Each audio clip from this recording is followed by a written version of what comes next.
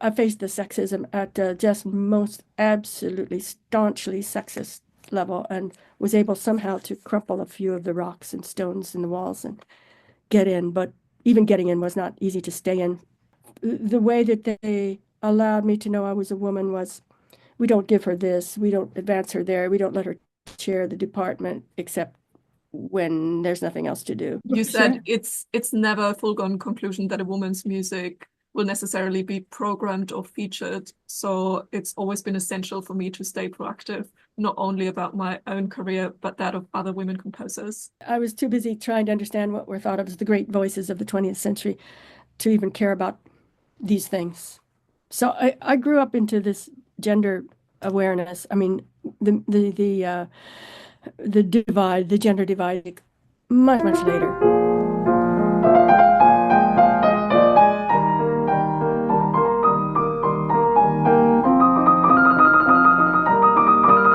Today, I'm really excited to be talking to Carol Ann Weaver. She's a composer, pianist, and writer whose genre bending music has been performed internationally and is available on 9 CDs.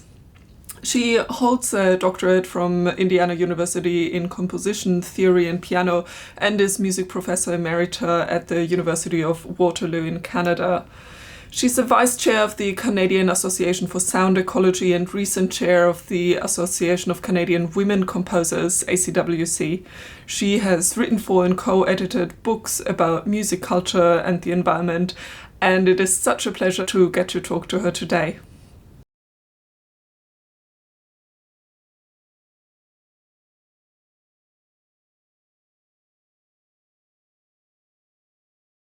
Well, thank you so much, Sure.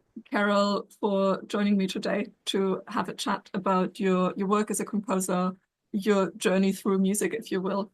Can we maybe start off with just talking a bit about where your musical roots are? What got you started? I come from a family that really respects and admires music, and coming from the Mennonite group of people that ended up in North America, having come from, in my case, from Switzerland and Alsace, Lorraine, and other places over close to where you come from. Um, and singing is a huge part of our background, especially a cappella singing. Uh, in all the gatherings that we'd have, there would always be a cappella hymn singing, part singing, not just sing-along stuff, but full four-part singing. So I learned this from the earliest moments. And at the same time, it happened that my father was killed when I was very, very young. So we lived in with my grandparents. And my grandfather was, in his day, a fairly trained musician. And as soon as it was available, he got recordings, 78 recordings and 33 recordings. Um, Old, the things that go around, which people don't even remember anymore, vinyl recordings. And I grew up with those then because I remember requesting Nutcracker Suite before I could even speak. I remember asking him for that. Like when I went to school and my colleagues would be trying and trying and trying to figure out what's the stylistic difference between Mozart and Haydn. Well, I knew it because I grew up with it. Of course, Mozart goes this way, Haydn does this. So a lot of those things and what's the difference between Bach and Handel? Well, no question. I just had these things. So classical music was sort of like in my bloodstream. I was told that while I was in utero, um, Mendelssohn's Elijah was being played. So anyhow, things like that. So Well, early on, I started, well, I was always singing, but then when I didn't start piano until I was 7, I guess, officially. mm. That where So prenatal exposure to classical music already. I guess you could say, yeah, yeah, Yeah. that's right. That's fascinating. So I don't know a lot about the Mennonite musical traditions, I have to admit, but I've heard that the sort of four-part singing is a big part of it, and that instruments almost take a secondary role, or some communities don't have instruments at all. Yeah, unfortunately, it was sort of a tension, and it's been resolved in pretty well, completely resolved now, and at least the people I've come from. But when I grew up, we were not allowed to have instruments in the churches, and because there's something about, I don't know, some little They made this restriction up based on something in one of the Old Testament things. But the good thing of it is that people learn how to sing by ear, by singing four parts. It was part of the. You probably have heard of the Sacred Harp tradition that was probably in England, but it definitely hit America too. Eastern United States. There are a lot of singing schools dotted up and down the coast. My grandfather was part of one of those. He led one of those kind of schools. So it's I don't know if you've ever heard of Joseph Funk and the Harmonia Sacra. Maybe not, but it's a famous part song book with hymns. Uh, it sounds a little, the corners are not rounded off. They're sort of a little stringent and taut and lovely, wonderful. Yeah. um, so uh, I was sort of part of that tradition, Oh, second, beautiful. third generation. Though you had such a strong singing background, eventually you then studied piano. And I thought it was interesting that you told me in our previous correspondence that perhaps because you studied piano and spent all that time in windowless practice rooms, you now, as a composer, don't feel the urge to write all that much solo piano music. Well, I absolutely adore the piano, still do. And it would be good to go back and write just some strictly piano music because I play it all the time. And I do write little bits and for just solo piano. But I don't know, sort of wanting to expand that single colored sound into other aspects has always intrigued me. And when I was young, I really, really, really wanted to play violin, but there was no opportunity. I wanted to play in an orchestra, but that was not available until I was a young adult, and then I'd gotten into piano by then. Was there a specific reason why the piano was somehow more accessible, or was it just Oh yeah, happenstance? because we had it in our house. Yeah, we had one. Yeah, and no one had string instruments in my immediate background. Not from the recent years. My great uncle next door had a violin, but we never heard him play it.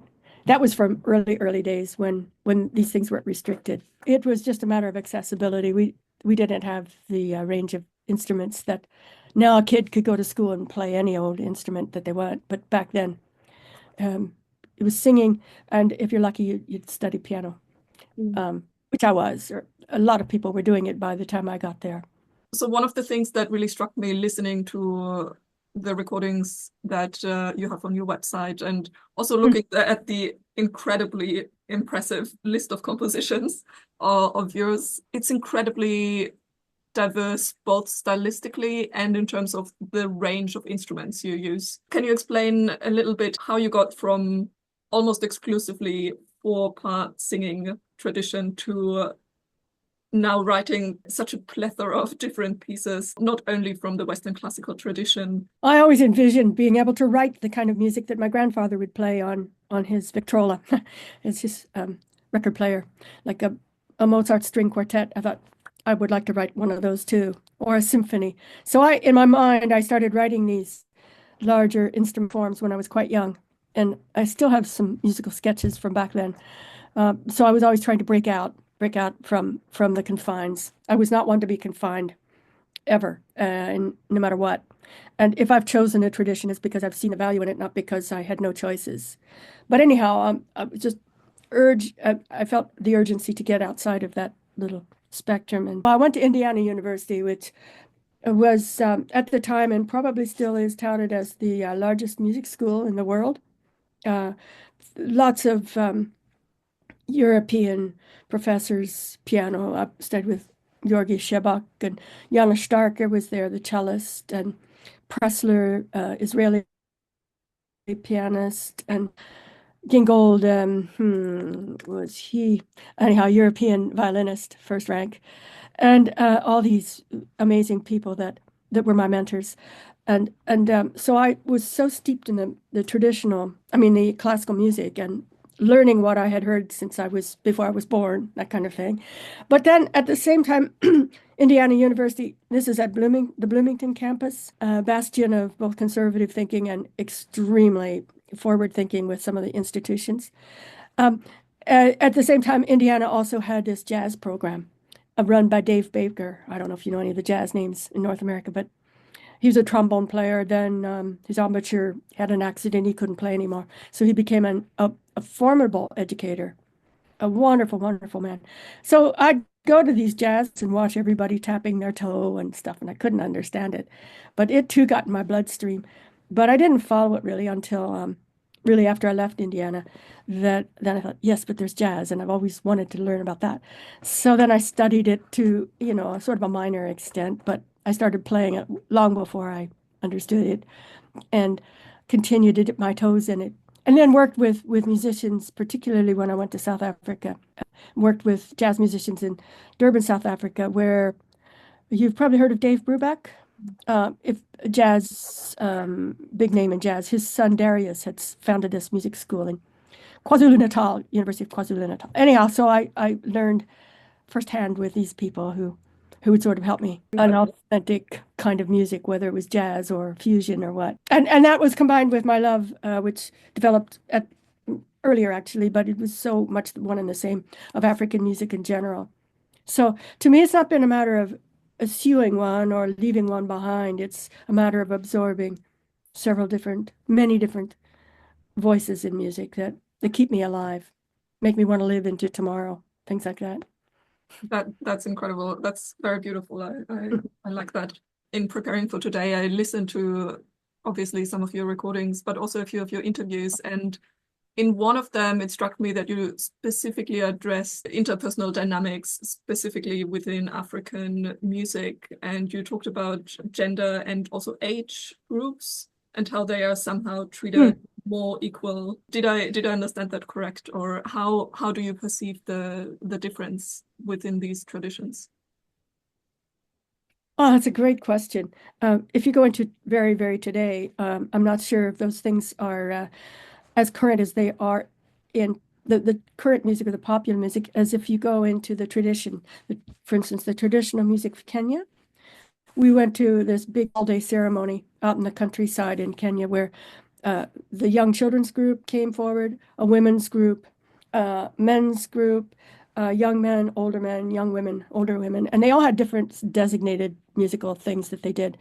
And I thought, wow, that's so cool because ideally, it seemed equal, separate, equal, powerful.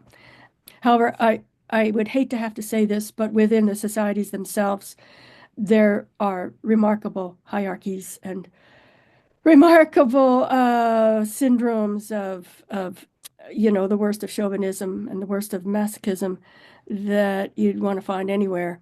But within the very traditional musical spectrums, there is a purity, a kind of purity where these different voices are preserved or respected for what and who they are.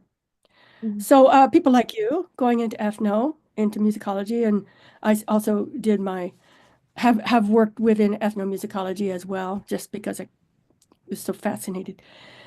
Discover that when you get to the roots of these things and you find these traditions alive, and you want to celebrate them because they can be empowering for today, and they can definitely be a sort of an emblem of how to move ahead into the next era, the next decade. For people to say, we have this tradition, let's use it. When these African peoples are discovering their own roots, there's a dynamite kind of explosive awareness. Having a background in historical musicology, it often strikes me how many women in music there have always been, really. It's more just the way we've written music history has done a very good job at creating a narrative that somehow excluded marginalized groups, including women. It is simply not representative of reality and history as it happened. I don't know if you want to talk about this, but how do you feel being in this line of work that is historically very, very male dominated, and sort of you have this legacy of white male genius in classical music? When you sit down and write a piece of music, do you just think, I don't care, I'm doing my thing, and this is the here and now, let the past be the past? Or how do you approach this topic, if at all? Well, what a great and huge question. A few weeks ago, a young Ukrainian person who's the daughter of a good friend of mine who fled the war came here. ask me some questions for her school project.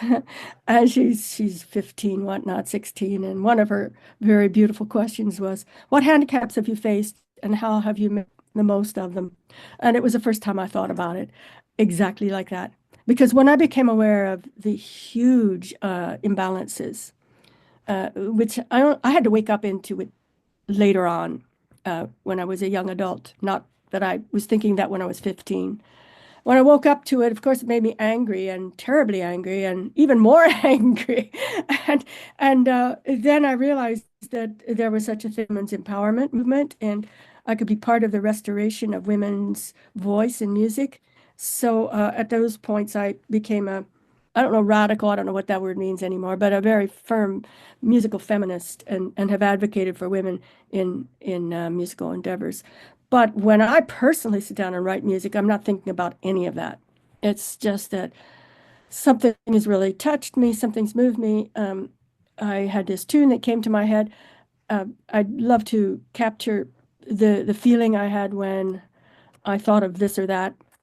After, for instance, when in recent years, when the awful event of 9/11 occurred, I sat down that very day and started writing a tune for, you know, simply that we don't know. My time at that time was to capture some of the grief I felt and the anger and the pain of all the disconnects.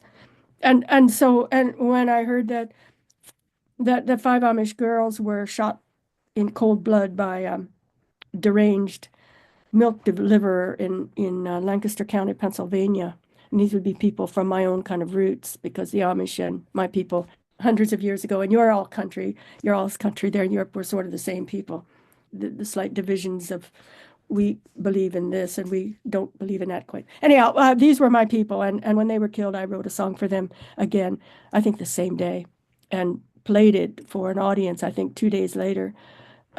So these sort of I must write music kind of feeling.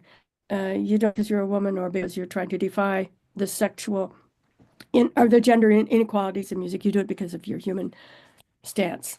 And I think I don't know that we would write music differently than men, but I don't shy away from the things that would seem most natural to me as an emotional kind of expression. That's really beautiful. Yeah, I've often felt that there's probably no such thing as women's music or men's music. It is very much a personal expression, and gender is not a stable concept that will be the same across different individuals. There's also quite a bit of a political component in some of your music, at least. Well, living in this world, at least I can't sort of stay away from the questions and the polemics of the day. I remember I wrote soon after American President Bush, barnstormed into Iraq and had an invasion in Iraq. And so I was outraged. I wrote to British data collector John Sloboda, who I'd been told about from some other friends who ran Iraq Body Count. And I got names of exact of Iraqi people who were killed. He kept a list of these thousand some names and wrote a piece for them called Piece of Iraq, meaning a piece of Iraq is both a pun, a little bit of a thing, a piece of it, also the word peace for pax or the opposite of war. And Iraq being a country, but also the rock, that the metaphor that Iraq is, at least in many African settings, a woman is described as a rock, as somebody strong. So if you take a piece of that which is strong and destroy it, there's no end to that. There's no justice for that. So it was an outcry. And I remember playing it somewhere down in the States where there was a strong reaction to it because I had run into some very government, I mean pro Bush Republican kind of people. Mostly when we played it up here in Canada, there was nothing but empathy and sympathy. But you knew that some places there would be those who wouldn't want to get involved in something like that. But right now, and I don't want to even get into the topic of what's happening now with the United States and Canada, but that's not what makes me want to write a song. I don't want to write about the confusion and the abuses and the betrayals and poor little Canada and stuff like that.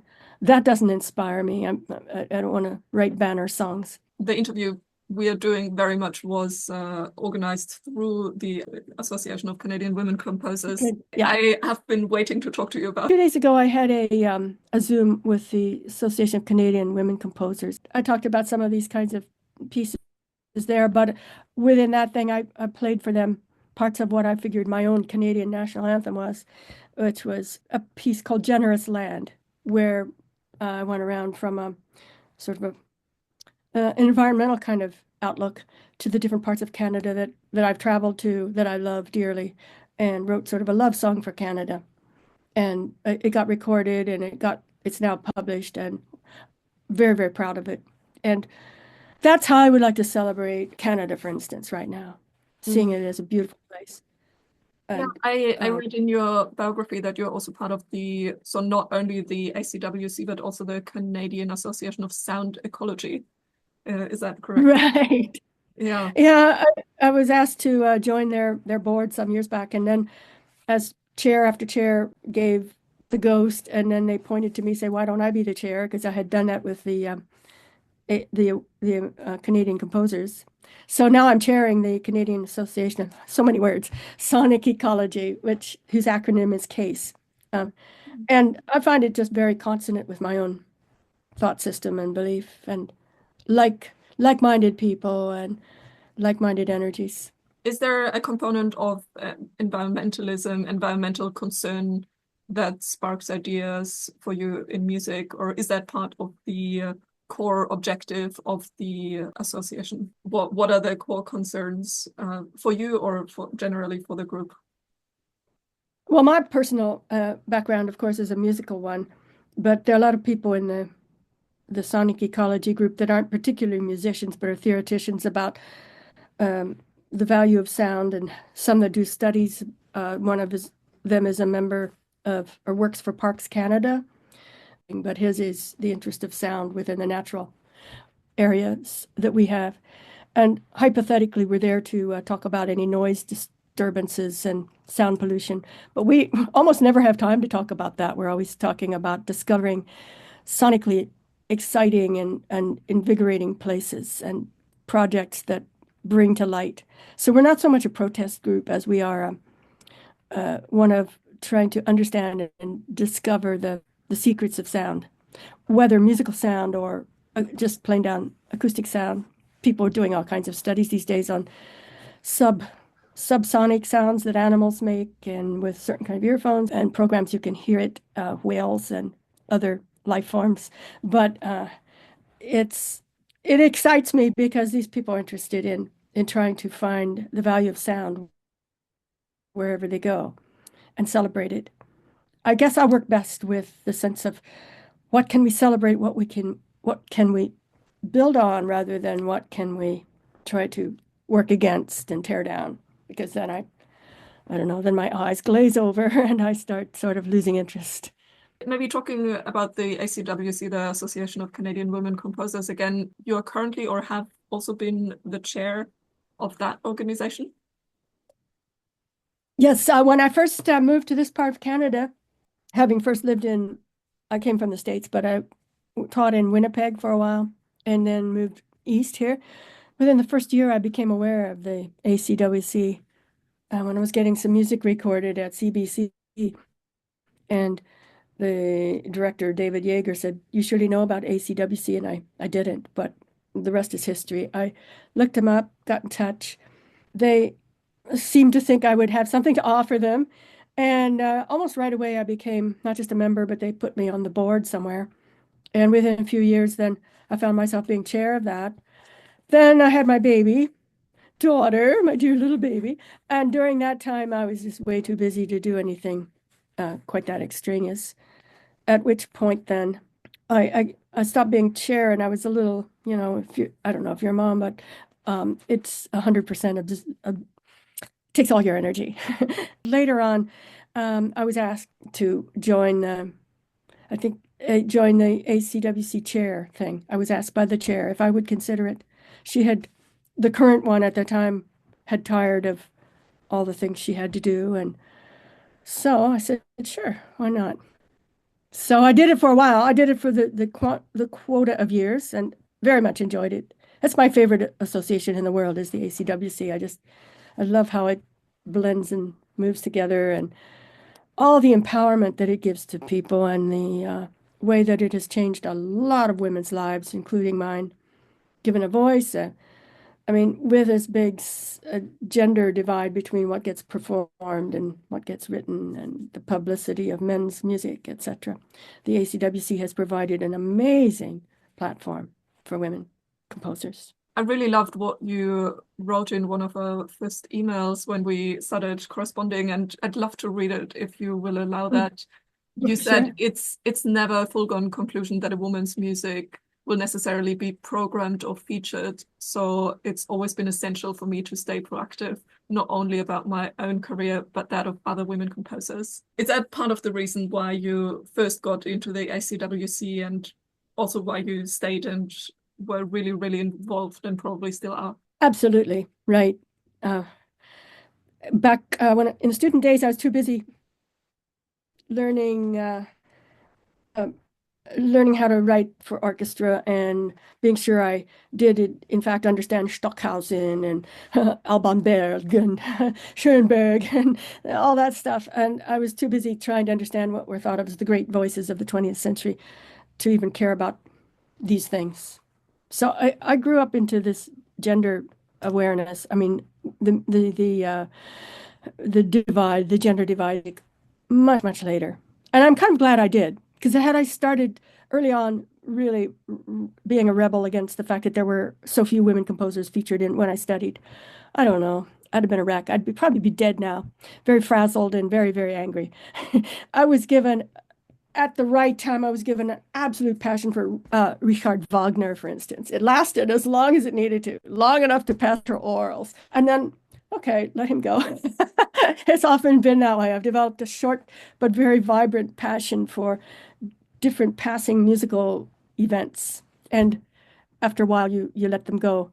But I'm just glad I can think of the passions I did have, which were then positive, and then been able to add to them many years later when I was ready to do some kind of proactive work. Nowadays, I think if I were teaching at that same school, if I'd be a student at Prof at Indiana, I'd be trying to, of course, I'd be teaching women and gender courses there, which I did up here at University of Waterloo, women music and gender studies type things. But back then, I didn't know it existed as a problem. It bored me to think of it. I can very much relate to that. Growing up in a very, if you will, conservative classical, Western classical tradition. Mhm. So I initially studied at the Mozarteum in Salzburg, which Mm, is, I think, a comparable environment to Bloomington, just mm, very conservatory style teaching. mhm, And I always felt there was a certain value based on the great men of classical music. And mhm. as a consequence, there was lesser value on the compositions of historical women composers, and looking at them almost as, well, they couldn't do any better, but let's pay them a bit of attention anyway, just because they're women. But Yeah, yeah. I later came to reframe the way I approach the music, and I think it warrants the same kind of awe and respect and adoration almost that we give the other music. It is just not as established yet. Yeah, it's not to my credit, but I haven't followed through with all the listening of, let's say, Fanny Mendelssohn, for instance, and or Clara Schumann. That I don't listen to people politically. Um, I like the music of Nannerl's brother, Wolfgang, and so I listen to who and what I like now, but I recognize that they were just not given the background. The experienced ear and the educated ear, we listened to a very mature piece by Wolfgang, and we listened to the sketches of, let's say, Nannerl, his sister. Of course, we can tell the difference because one had not just the genius, maybe, but an incredible advantage of training. So I take that with passion and compassion, and especially when I've been teaching these composers to know that we hear greatness, but we also hear that they were working from a different spectrum, a different, a handicap kind of, Mm. an educational handicap that they experienced, not one of mentality. And there's circumstances like Clara Schumann, and she's just, Mm. if she'd be living today, there's no one could touch her, the hem of her garment. I mean, all she was able to do, and her music is fantastic, while being such a housewife and used by all the male composers of the day as a to play their music. So it's such a mixed bag.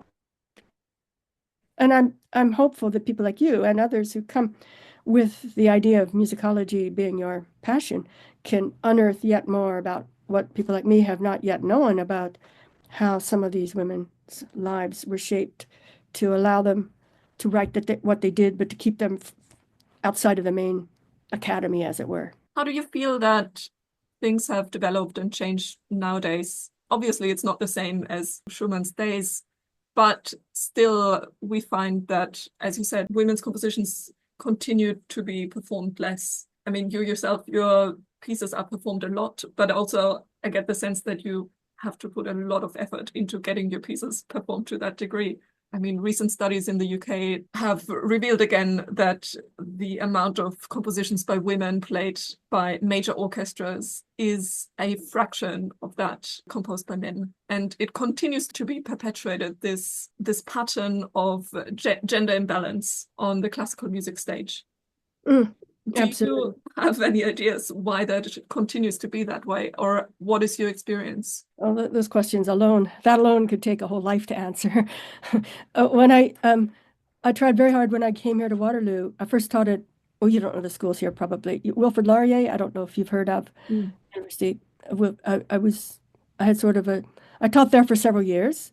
And then when that contract, when they went on to hire a male composer, don't you know, who turned out to be sort of a lemon for, and then they had to hire another male composer after that man left.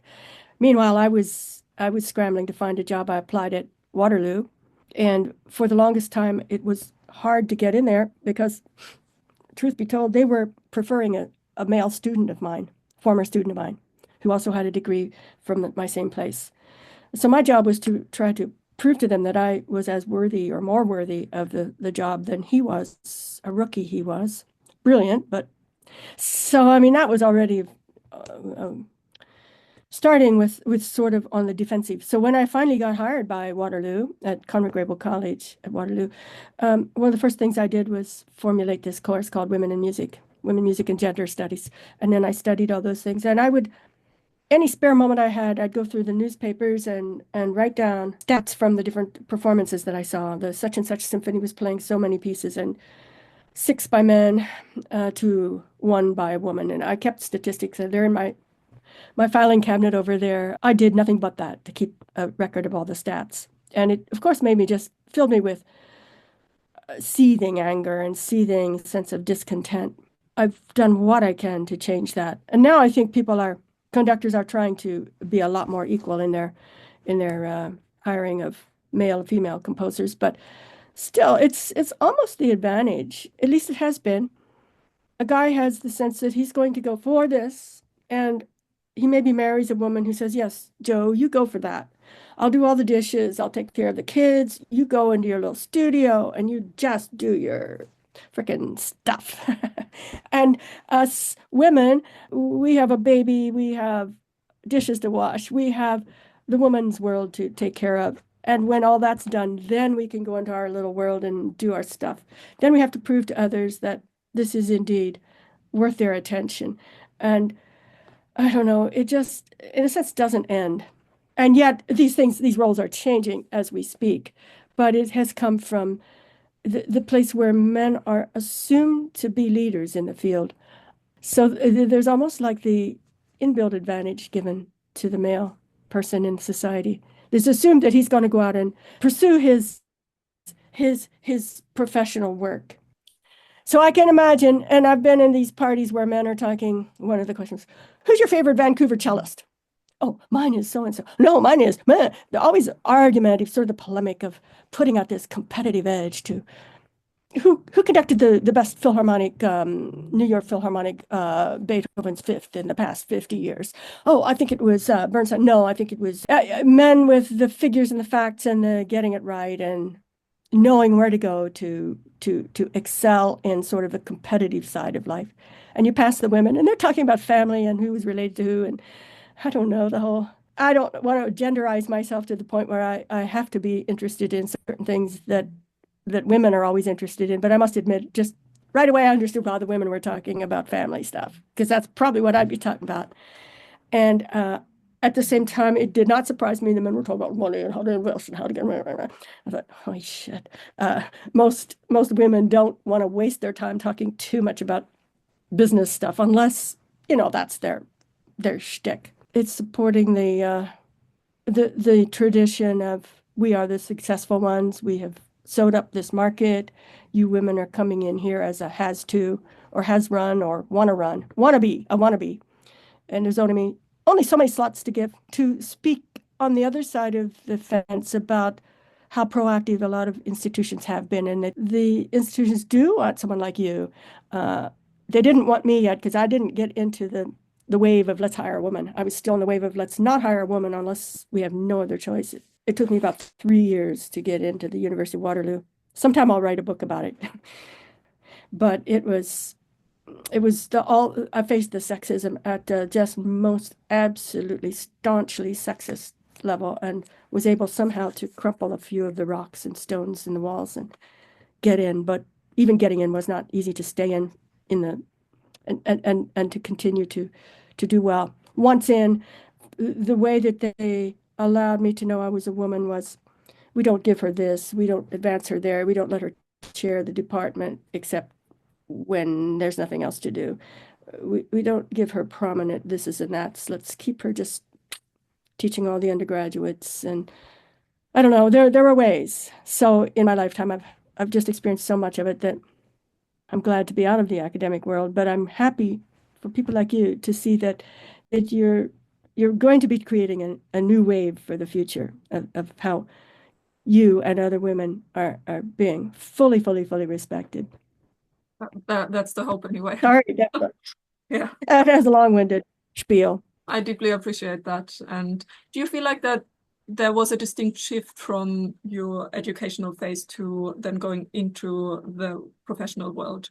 Or did you feel similar, albeit maybe dialed down levels of these gender imbalances or even outright sexism already when you were studying in terms of the opportunities that you got as a student? And did that carry over into the professional world, or was it as stark a clear divide? That's a beautiful question.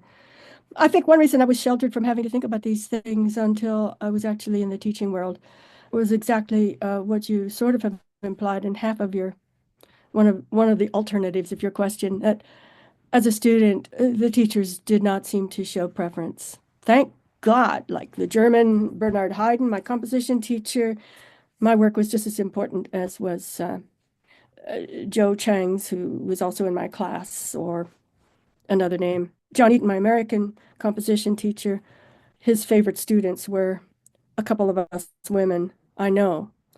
So we were happily favored. I mean, favored. We were given all the opportunity. Somehow they knew. So thank God I didn't have to think of those things back then. But then I wasn't agitating back then. Not about that. So it was only when I hit the real world and sort of saw how the power structures worked out, and that I taught at one institution in Virginia, which is now called Eastern Mennonite University. And I didn't last long there because they, again, wanted to hire, and they would have rehired me, but then I had gotten into Canada. So I could see that for that job, and then the first job I had in Canada, which was in Winnipeg, after 4 years, they decided, I don't know, I asked way too many questions.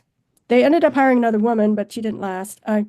I know it was just sort of there that they were looking for their ideal, either Miss Perfect, which I wasn't, and thank God I wasn't, or Mr. inevitable. And so to be a woman in those roles, either to be Miss Perfect or Mr. Inevitable. And in many regards, I should have gone back to Virginia because I think that in a sense they knew me and they expected me to be who I was. But it was too late for me to go back there. So I wanted to then experience Canada. Mm. So I made it hard for myself, maybe. But when you get into those roles and you see who has the chair of this committee and the leadership of that group and whatnot, as I was experiencing these things, you knew that sexism was very alive and very well. Now it's hard to find any university anywhere that doesn't have a woman president. Mm. Schools of music have women chairs and stuff. So I celebrate that and I'm happy, happy, happy for it.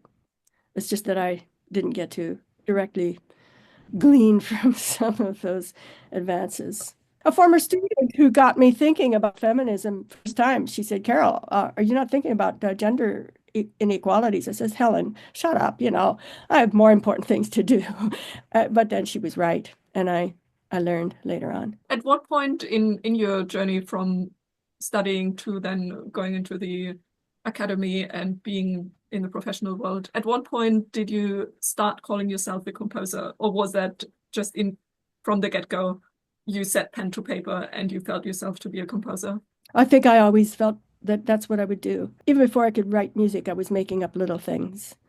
And while piano was what you needed to advance in music, that's why I studied it.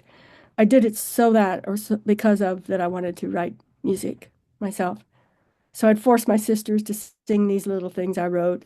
I taught piano to my sister who was 2 years younger than me. You can imagine how that went. And I wrote these impossible little rhythm exercises she had to play on the piano. She should be hating me full out right now.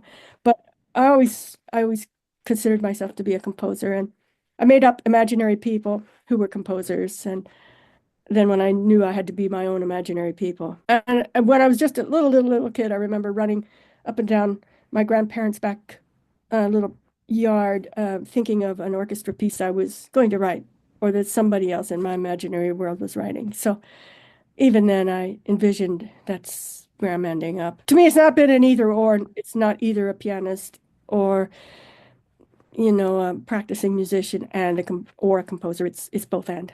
Mm. I've had this horrible secret, don't tell anyone, secret prejudice against people who supposedly write music. I mean, who call themselves composers, but can't really play an instrument or sing or can't even sing one of the parts in their pieces. You meet these people and they study and get advanced degrees and maybe get somewhere in their musical careers. But I kid you not, they don't go too far in music. So the actual hands-on, voice on, mind on practical music and sound making is sort of my ticket to allowing me to be a composer. Mm. Since you have such a strong background in performance as well, does that make it somehow different for you when others play your compositions? Are you a very hands-on composer? Do you have a very clear idea of how your music should be performed? Or do you just put it out there and sort of let people do with the score what they will? Oh, thanks. These are such beyond excellent questions. If and when you have a chance, and I have this rule that is all but written that I will always go to a dress rehearsal unless circumstances preclude it, simply because maybe I made a scoring error. One time I had a piece played that was for two clarinets, and I scored it correctly, but they read it as if it were C score or at pitch. And so they played it, and it was bizarrely, you know, discordant. And they thought that's what I wanted because they hadn't allowed me a chance to hear them in their dress rehearsal. Things like that can happen. And also, I'm any of us humans are anything but perfect. And we may have forgotten to finish the score somewhere, or we may have forgotten to edit out some horrible musical glitch that sits in the middle of it, like a big bomb. So if we hear them playing and think, oh, Did I write that? Yes, you have that there. Oh boy, at bar 13, please take away the such and such, those kinds of things. Or please add a this and the. So it's more for reading your proof on a printout. You write something on the computer and then you print it out and you see, and in another format you can often see more easily. Oh yeah, I skipped a sentence there. I jumbled these paragraphs. So it's almost like proofreading to go to hear a rehearsal than to tell them how to play it. Mostly organizations will be very interested in your giving just a word beforehand. Say, I wrote it for this and I'd like it to go sort of this fast or with this kind of energy. They'll indubitably do what they can to be there. However, I had a very snarky cellist once who, in a chamber piece, I had the direction to be rhythmically exacting and emotively expressive. And he just, how can you be rhythmically expressive and emotionally expressive and rhythmically accurate? You can't do the both at once. He said, in such a condescending tone. I almost took the bow and used it against him. I mean, you'll find these prigs, but very rare that people are that arrogant and dismissive. It's almost always been a positive thing. And so for the sense of just good communication, you want to be sure that they heard you and you heard them. So it's sort of a communication thing that you'd want to go and listen to them. Performed next month that for reasons of distance, I won't get to go until the very performance. So I'm kind of crossing my fingers that it's not going to be horribly scary. Mm. But it'll be what it'll be, is what I see it as. Yeah, I noticed when I looked at the ACWC website for the first time, part of the mission statement was also there was very much an awareness, it seemed, of wanting to make sure the music that is written now is preserved for the future and cataloged and just available, I suppose. Do you ever think about that? Because I, as a pianist, I mean, we're often confronted with the problem of like, oh, did Mozart mean to write the recapitulation slightly different in the dynamic markings and articulation compared to the exposition, or is that just a mistake? How are we supposed to interpret that? Do you ever think about sort of the preservation going into the future of your music? Oh boy, another whopper question. I have spent way too little time thinking that, I must admit. There's this Canadian Music Center, of which I am a member, and I've sent in some scores, but I'm always behind. I never have sent all of them in. And it's a good repository for scores. Well, this question is going to change my next 5 years, I have a belief. So thanks for asking it, because it's important to have the music available besides just sitting somewhere in my computer at home. Well, that's just a great question, and I don't think anyone has a good enough answer. Some people have, I don't know, they've only written, let's say, choral music, so they have virtually all their choral music up on a website, and you can download it, and there's the word proof on each of the PDFs. So to get the real copy, you have to pay money, and I don't know. And I guess I could do that too. I don't know if I have enough time in my life to do that because I do have a lot of pieces. But actually, what I need more than anything else is is somebody to do that for me. There, I finally said it out loud. I need to hire someone who understands these things and can get all this happening because just to live the life and get the performances happening, get some commissions when you can and write the pieces for them and get the performances happening and recorded. That alone is a lot. And it used to be when CDs first came out. Where's my first CD here? Daughter of Olapa. And I thought, oh, this is the end. Finally, I have found the repository for my music. But no, I mean, now it's not CDs, and nor does that present the scores. So I think we're back to square one, having to find a major repository for the work that we do that is stable enough and accessible enough that we can all benefit from it. You try to get people to play it in different parts of the population so that that they can then glean and have the scores and hopefully do the piece again or have other people in their networks do it. But none of it is perfect enough. You try to get pieces published, and I've got some pieces published by Larry Nichols, Cypress Press, out there in BC, but no one outlet is enough, actually. Mm. So thank you for that very stark and revealing question about the most pressing issue of one's work in the longevity. Not easy, I can imagine. And I think the support network is also very much a necessary part of someone's success in all aspects of music and longevity of your music.